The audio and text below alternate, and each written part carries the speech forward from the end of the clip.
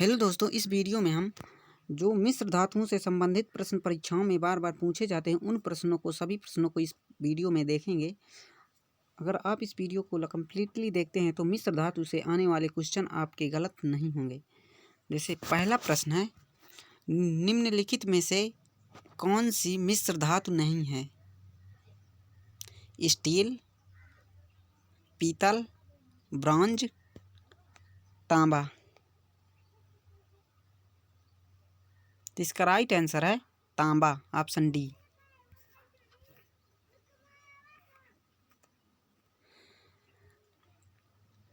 तांबा तत्व मुक्त एवं संयुक्त दोनों अवस्थाओं में प्राप्त किया जाता है। यह संयुक्त अवस्था में अयस्कों के रूप में पाया जाता है। इसका प्रयोग विभिन्न प्रकार की मिश्र धातुओं के निर्माण में होता है, जबकि पीतल, ब्रॉन्ज तथा स्टील मिश्र धातुएं हैं। नेक्स्ट क्वेश्चन है, दूसरा नंबर क्वेश्चन है, कथन है जस्तेदार लोहे में जल्दी जंग नहीं लगता। राइट है। कारण है यसद में उपचयन क्षमता है। ये भी राइट है। तो इसका राइट आंसर होगा ऑप्शन ए है। ए और आर दोनों सही हैं। आर ए का सही स्पष्टीकरण है। बी है, ए और आर दोनों सही हैं किंतु आर ए का सही स्पष्टीकरण नहीं है।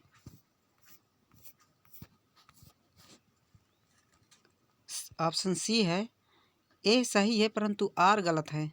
डी है, ए गलत है परंतु आर सही है। तो इसका राइट आंसर ऑप्शन ए होगा। जस्तेदार लोहे में जंग इसलिए नहीं लगता है क्योंकि जस्तेदार लोहे में ऑक्सीकरण की क्षमता पाई जाती है। तीसरा नंबर क्वेश्चन है, आईएएस में पूछा गया प्रश्न है, जस्तेदार लोहे की चादरें जंग से बची रहती हैं क्योंकि उनमें निम्नलिखित की परत विद्यमान होती है। सीसा, क्रोमियम, यसद या बंग। इसका राइट आंसर है यसद, जिंक की। जस्ता एवं यसद एक तत्व है जिसका उपयोग लोहे के प्रतिक्षरण में किया जाता है। जस्तीकरण लोहा पानी, साबुन के विलयन, पेट्रोल और खनिज तेलों के प्रभाव को सह सकता है। लोहे को जंगरोधी बनाने हेतु उस पर जस्ते की पॉलिश की जाती है। इसे गैल्वेनाइजेशन कहते हैं। नेक्स्ट क्वेश्चन है, छत्तीसगढ़ पीसीएस में पूछा गया है, गैल्वनीकृत लोहे पर लेप होता है। एल्यूमिनियम का, गैलेना का, चांदी का या जस्ते का। इसका राइट आंसर है ऑप्शन डी, जस्ते का। 5 नंबर क्वेश्चन है, गैल्वेनाइज्ड लोहे के पाइप पर परत होती है। सेम क्वेश्चन पूछा गया है, ये बीपीएससी में पूछा गया है। इसमें ऑप्शन ए होगा जस्ते की। 6 नंबर क्वेश्चन है, निम्नलिखित में से कौन सा लौह धातु के क्षयकरण में आवश्यक है? केवल ऑक्सीजन तथा नमी, केवल हाइड्रोजन तथा नमी। तो इसका राइट आंसर है ऑक्सीजन तथा नमी के कारण क्षयकरण होता है, जंग लगता है। Option B. लौह धातु के क्षयकरण के लिए ऑक्सीजन तथा नमी की आवश्यकता होती है। इसे लोहे में जंग लगना भी कहते हैं। 7 नंबर क्वेश्चन है, आईएएस में पूछा गया प्रश्न है, एल्यूमिनियम पृष्ठ प्रायः एनोडीकृत होते हैं। इसका अर्थ है उस पर निक्षेपण होना। क्रोमियम ऑक्साइड की परत का, एल्यूमिनियम ऑक्साइड की परत का या निकेल ऑक्साइड की परत का या जिंक ऑक्साइड की परत का।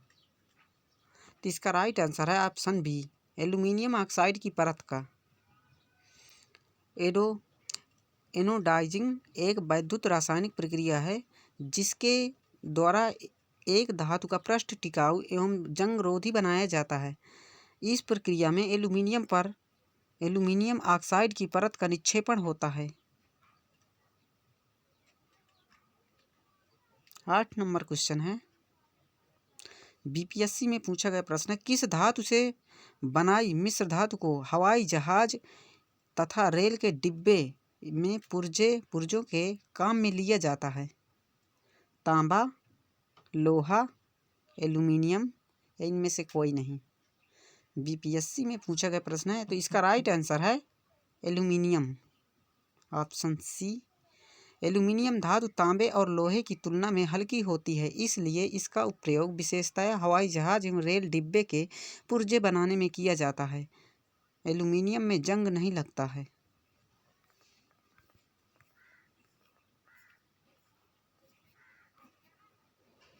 नौ नंबर क्वेश्चन है,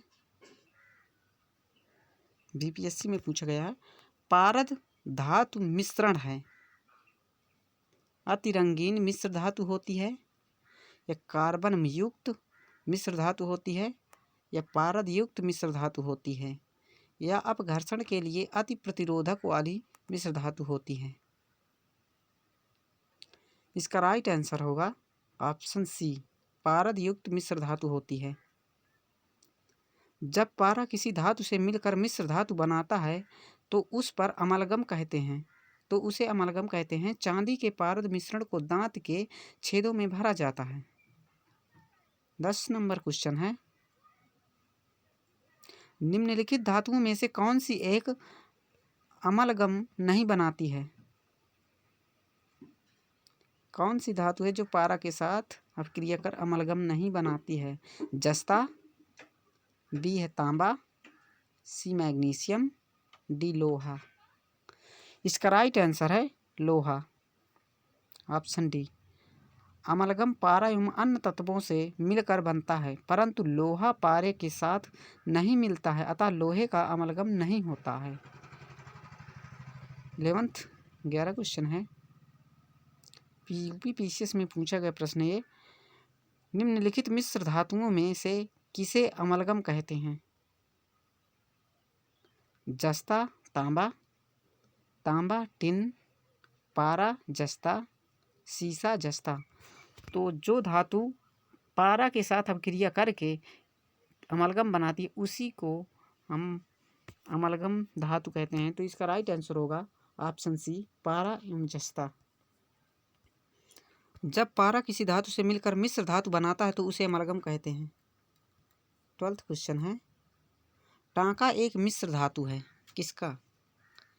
टिन तथा शीशे का, टिन तथा तांबे का, टिन तांबे तथा जस्ते का, टिन सीसा तथा जस्ते का।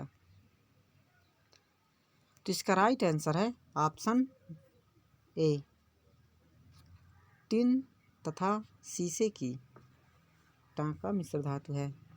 टांका या सोल्डर मिश्र धातु में सीसा जो है 68% और टिन 32% होता है। 13 नंबर क्वेश्चन है, कांसा मिश्र धातु है, तांबा एवं टिन का, तांबा एवं चांदी का, तांबा एवं जस्ता का, तांबा एवं सीसा का। इसका राइट आंसर है ऑप्शन ए, तांबा तथा टिन। कांसे में 88% तांबा होता है, कांसे में 88% तांबा जबकि 12% टिन उपस्थित होता है। नेक्स्ट क्वेश्चन है, 14 नंबर क्वेश्चन है, यूपीपीसीएस में पूछा गया प्रश्न है 2016 में। कांसा मिश्र धातु है तांबे और, अभी इसी क्वेश्चन को पढ़ के आए हैं। इसका राइट आंसर होगा ऑप्शन ए, टिन की, जिसमें तांबा होता है 88% और टिन होती है 12%। 15 नंबर क्वेश्चन है, आईएएस में पूछा गया है, कोड सूची ए को सूची ए से सम्मिलित कीजिए और सूचियों के नीचे एक दिए गए कूट का प्रयोग करके सही उत्तर चुनिए। जर्मन सिल्वर में क्या होता है? जर्मन सिल्वर में टिन,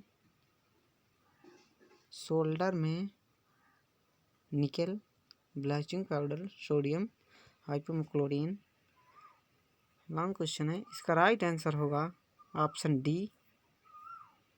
न समझते। जर्मन सिल्वर या निकेल सिल्वर तांबा 50%, जस्ता 35% और निकेल 15% की मिश्र धातु है। इसमें चांदी नहीं होती।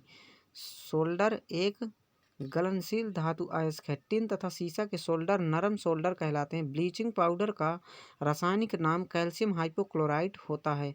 सोडियम थायोसल्फेट या हाइपो सफ़ेद क्रिस्टली गंधहीन ठोस होता है।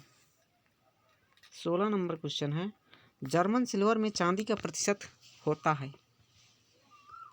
जर्मन सिल्वर नाम है पर इसमें चांदी 1% नहीं होती, 0% होती है चांदी, इसमें सिल्वर नहीं होती है। तो इसका राइट आंसर होगा ऑप्शन डी। ओह सॉरी, 0% है, ऑप्शन सी। 17 नंबर क्वेश्चन है, जर्मन सिल्वर में सिल्वर कितना प्रतिशत पाया जाता है। जर्मन सिल्वर में सिल्वर होता ही नहीं है। तो इसका राइट आंसर होगा इनमें से कोई नहीं, डी। निम्नलिखित में से कौन सा तत्व जर्मन सिल्वर में उपस्थित नहीं होता है। Same question. जर्मन सिल्वर में उपस्थित नहीं होता है। तांबा, एल्यूमिनियम, जस्ता, निकेल। इसका राइट आंसर होगा ऑप्शन बी, एल्यूमिनियम नहीं होता है जर्मन सिल्वर में। 19 नंबर क्वेश्चन है, बीपीएससी पीसीएस में पूछा गया है। निम्नलिखित में से कौन सा जोड़ा तांबे के मिश्र धातुओं का है।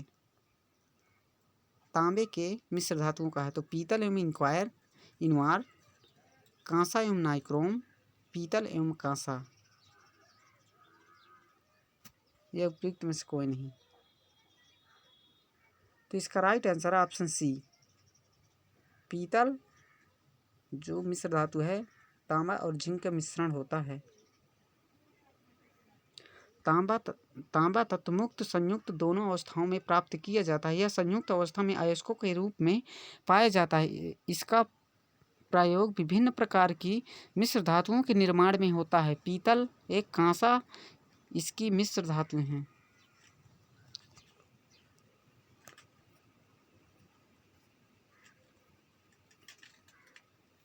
नेक्स्ट क्वेश्चन है,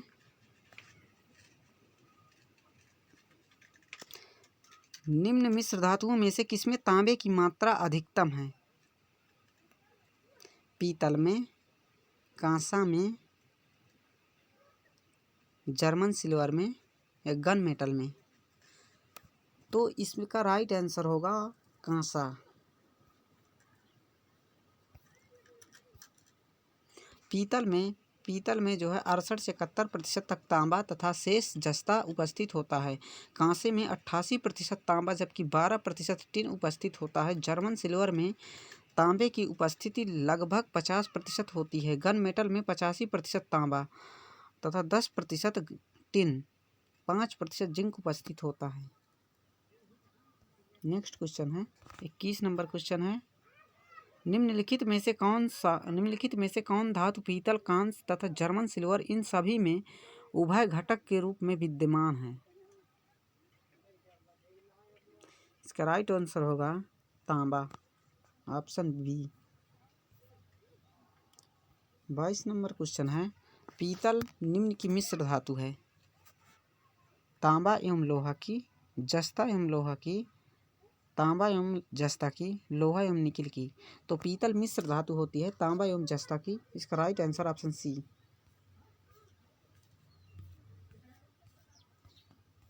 दोस्तों क्वेश्चन 22 ही थे। नेक्स्ट वीडियो में पूरे क्वेश्चन आ जाएंगे।